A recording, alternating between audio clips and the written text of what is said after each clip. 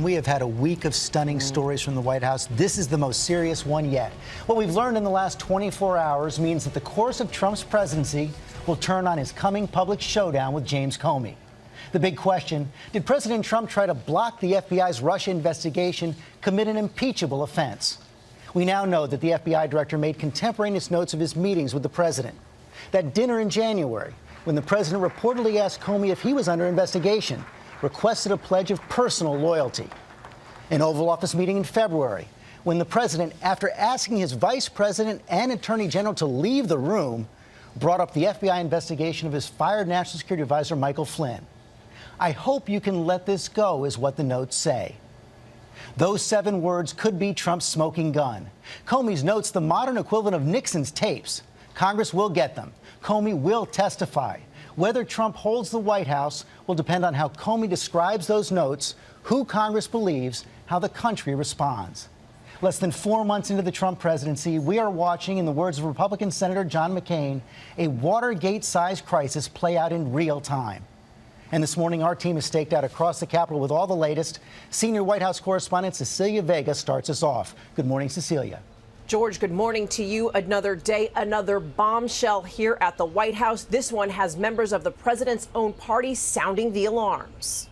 This morning, the White House in crisis after another searing headline, this one accusing the president of trying to interfere with a federal investigation. ABC News confirming that shortly after an Oval Office visit in February, former FBI Director James Comey wrote a memo saying that during that meeting, President Trump asked him to shut down his investigation into National Security Advisor Michael Flynn. A source close to Comey tells ABC News that meeting happened the day after Flynn was fired, and that the president allegedly said of Flynn, "He is a good guy. I hope you can let this go." ABC has not seen the memo, first reported by the New York Times and described to reporters by sources who have seen it.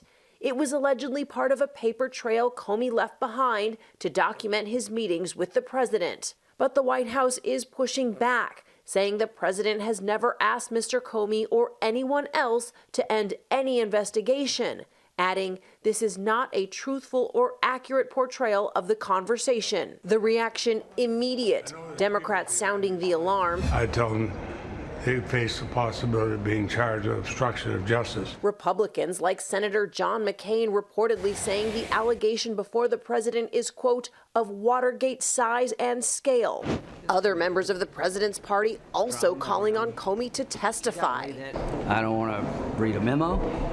I want to hear from him. So you want him to testify publicly? Yes. Have you invited him? I just did.